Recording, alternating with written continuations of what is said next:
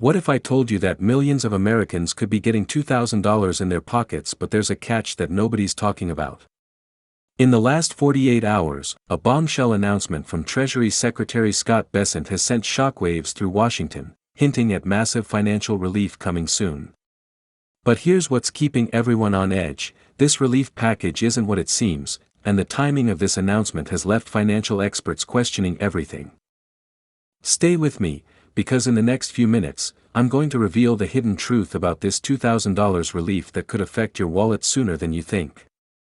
Before we dive deeper, take a second to hit that subscribe button and ring the notification bell. You won't want to miss our daily updates on financial relief programs that could put money in your pocket. Let's cut straight to what matters. Yes, relief is coming. Treasury Secretary Scott Bessent just confirmed it, but here's where things get interesting. This isn't your typical stimulus check situation. It's potentially something much more complex, and for many Americans, it could actually be worth more than $2,000. Picture this: you're struggling with bills, watching prices climb higher every month, and then you hear about a $2,000 relief package. Sounds great, right? But here's what they're not telling you on the evening news: this relief might come in a form you weren't expecting. During a recent Fox News interview, Bessent dropped what might be the biggest hint yet about the nature of this relief. He mentioned substantial deductions and tax relief, but pay close attention to his choice of words. He specifically used the term dividend instead of stimulus. Why? That's where things get fascinating. Let me break this down for you in real terms. The administration is looking at multiple ways to deliver this relief, and it's not just about cutting checks. We're talking about potential elimination of taxes on tips, overtime pay, and even Social Security benefits. For many working Americans, this could actually add up to more than $2,000 over time. But here's where timing becomes crucial. Sources close to the administration have indicated that this relief package might be strategically timed for early 2026. Why the wait? Well, that's where politics enters the picture, and it's something that affects every single one of us. Think about it: we're approaching an election year. The government just went through a shutdown. Inflation data is still pending. All these factors are creating what financial experts are calling a perfect storm for major economic policy changes. Now, let's talk about who actually qualifies for this relief. This is where it gets personal for many of you watching. The current proposal suggests a household income cap of $100,000, significantly lower than previous relief programs. If you're making more than that, you might be thinking this doesn't affect you. But hold that thought, because there's more to this story. Remember those tariff reductions Bessent mentioned? He specifically highlighted coffee, bananas, and other everyday items. This isn't random. It's part of a larger strategy to address affordability concerns that are affecting everyone, regardless of income level. But here's what's keeping economists up at night: the timing of these announcements coincides with some crucial economic data that's been delayed due to the government shutdown. Once this data is released, it could paint a very different picture of our economy than what we've been led to believe. Let me put this in perspective: when was the last time you saw the Treasury Secretary, the President, and economic advisors all pushing for relief in such a coordinated way? The answer might surprise you, and it tells us something important about what's really going on behind the scenes. Speaking of uncertainty, let's talk about something that's been largely overlooked in mainstream media coverage. Remember those job numbers I mentioned earlier? Well, Goldman Sachs analysts are predicting something that could completely change the game for this relief package. They're expecting the Bureau of Labor Statistics to release updated numbers next week, and insiders are suggesting these numbers might be worse than initially projected. Why does this matter to you?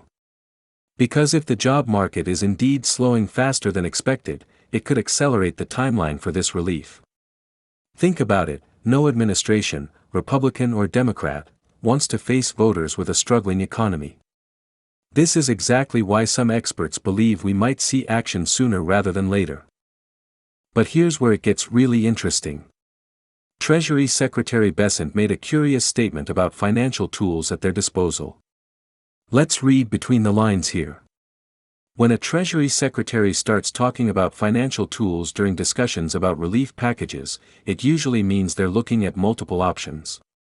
And this is where you need to pay attention. The relief package being discussed isn't just about that $2,000 figure everyone's fixated on. It's potentially part of a larger economic strategy.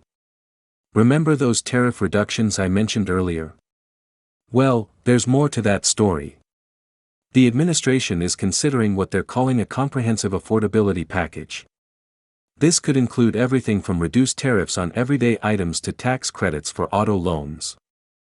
Now, let me share something that hasn't been widely reported yet. During a closed-door session last week, several key economic advisors presented data showing that the average American family could actually benefit more from targeted tax relief than from a one-time payment. We're talking about potential savings that could add up to $3,000 or more annually for some households. But here's the catch, and this is crucial: these benefits would be distributed differently than previous stimulus programs. Instead of a single check, you might see the relief through multiple channels: reduced payroll taxes, increased tax credits, and lower prices on imported goods. It's like getting your relief in installments, but potentially adding up to more than a one-time $2,000 payment. Let's break down what this means for your wallet. Say you're a server making $40,000 a year. Under the proposed changes, you might pay zero taxes on your tips.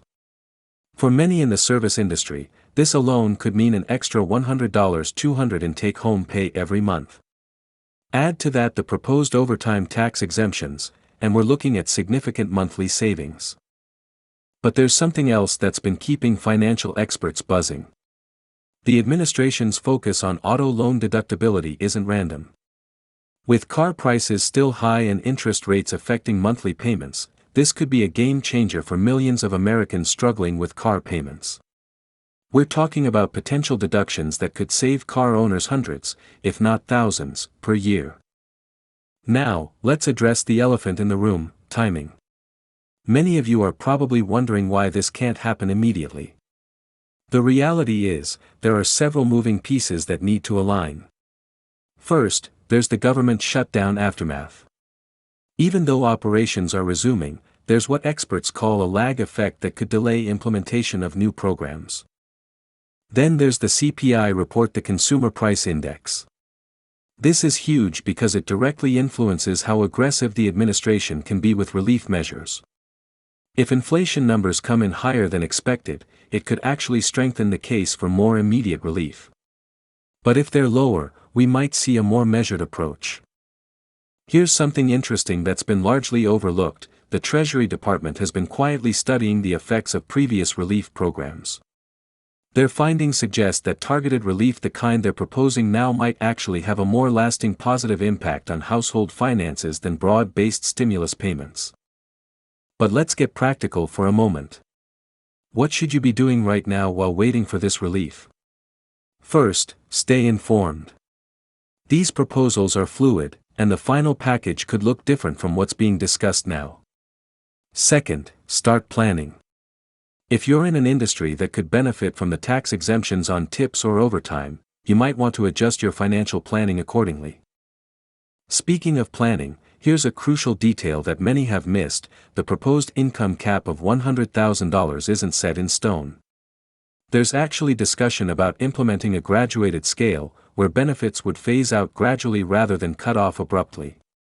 This could mean partial relief for households making between $100,000 and $125,000.